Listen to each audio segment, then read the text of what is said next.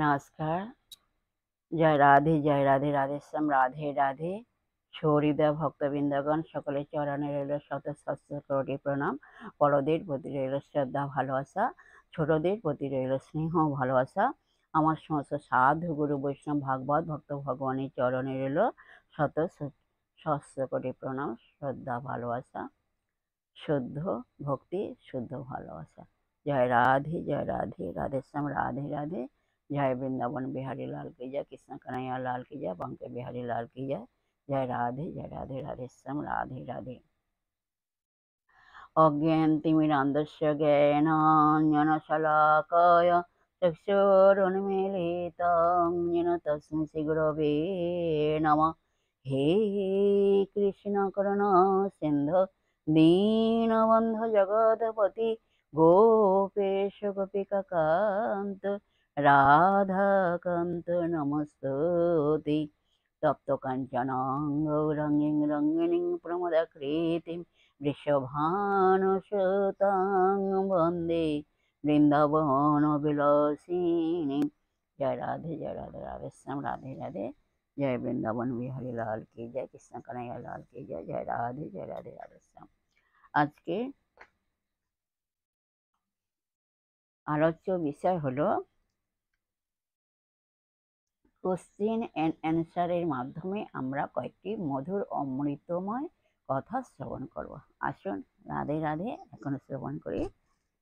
রাধে। এখন প্রশ্ন হলো, আমরা বৈকুণ্ঠে যেতে চাই না, আমরা সাধনা চাই না, আমরা এই জগতেই বাঁচতে চাই, থাকতে চাই। এই রকম কথার মূল্যায়ন কি? এই রকম কথার মূল্যায়ন কি? আসুন আমরা জানি। এর উত্তর হলো, একটা বট গাছকে লক্ষ্য করুন, একটা বট গাছকে লক্ষ্য করুন। সেও বাঁচতে চায়, থাকতে চায়, কয়েক শত বছর ধরে থাকতেও পারে, এমনকি 1000 বছর পর্যন্ত থাকতে পারে। কিন্তু ঝড় ঝঞ্ঝাট ভোগ করতে হবে, ডালপালা ভেঙে যেতে পারে, সেভাবেও থাকা যায়। একটা কচ্ছপ 300 বছর বাঁচে, শ্যাওলা খেয়ে সে থাকতে পারে, কিন্তু অন্যরা তাকে আক্রমণ করতেই পারে।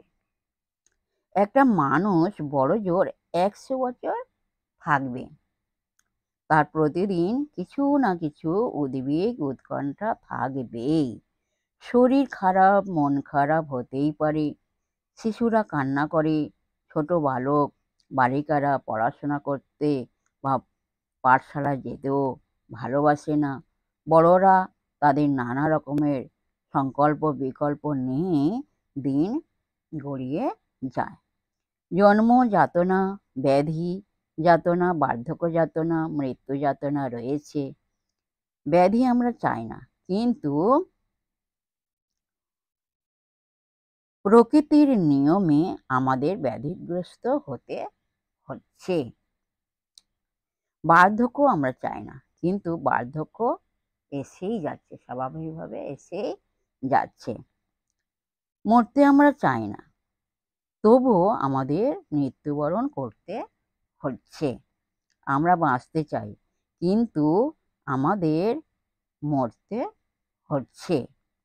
আমরা এই সংসারে সবাইকে নিয়ে, সব কিছু নিয়ে থাকতে চাই, কিন্তু আমাদের সেই সব ছেড়ে চলে যেতেই হচ্ছে, কিংবা আমাকেই তারা ছেড়ে চলে যাচ্ছে।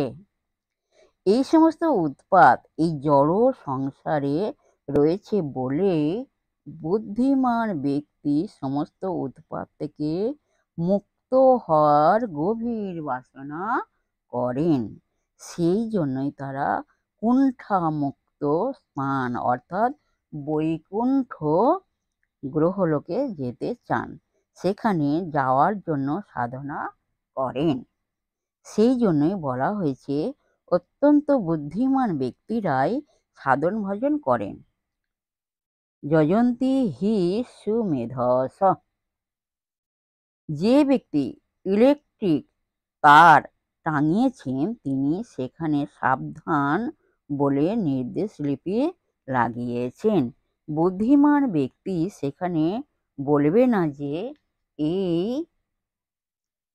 ইলেকট্রিক তারের স্থানটি আমরা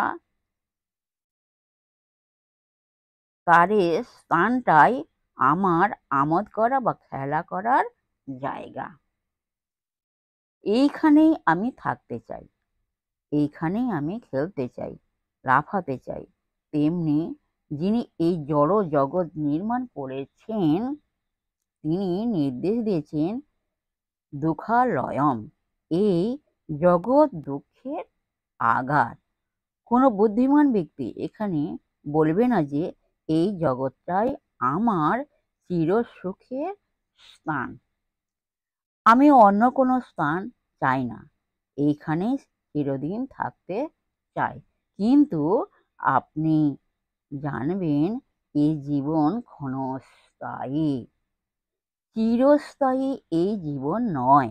চাইলেও এখানে আপনাকে চিরস্থায়ী জীবন দেয়া হবে না। হয় চিন্ময় শরীর নিয়ে নিত্যকালের জন্য বৈকুণ্ঠে যান, নয়তো অন্য জড় শরীর নিয়ে এই উৎকণ্ঠাময় জগতে চিরকাল বদ্ধ জীবরূপে পড়ে থাকুন। এই দেহ কয়েক দিনের জন্য, অন্য জীবনে যেতে আপনাকে বাধ্য করা হবে। আর এই জগতে নানা রকমের উৎপাত পোহাতেই হবে। জয় রাধে, জয় রাধে, রাধে শ্যাম, রাধে রাধে। আজকের এই পর্যন্ত রেখে দিলাম। নেক্সট দিনকে আবার প্রশ্ন উত্তরের আলোচনা করা হবে। যাই হোক, বিশেষ হৃদয় ভক্তবৃন্দের উদ্দেশ্যে বলছি, প্রত্যেকের উদ্দেশ্যে বলছি, সবাই সুখে থাকবেন, শান্তিতে থাকবেন, আনন্দে থাকবেন। সুখে শান্তিতে আনন্দে জীবনযাপন করবেন। এক সেকেন্ডও নিরানন্দে থাকবেন না, সদা সর্বদাই আনন্দে থাকবেন। আর নিজ নিজ পিতামাতাকে ভালোবাসবেন, তাদের যেন দুঃখ কষ্ট না হয় সেদিকে লক্ষ্য রাখবেন।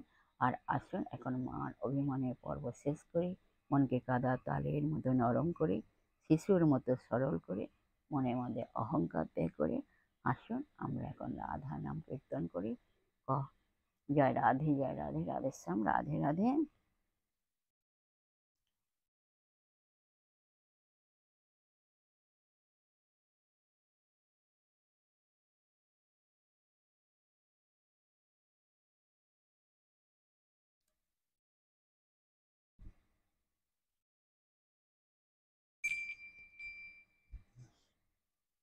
রাধে রাধে। দেখে এলাম তারে সই, দেখে এলাম তারে, এক অঙ্গে তোর নয়নে না ধরে, এক অঙ্গে তোর নয়নে না ধরে। আমি দেখে এলাম তারে সই, দেখে এলাম তারে, এক অঙ্গে তোর নয়নে না ধরে, এক অঙ্গে তোর নয়নে না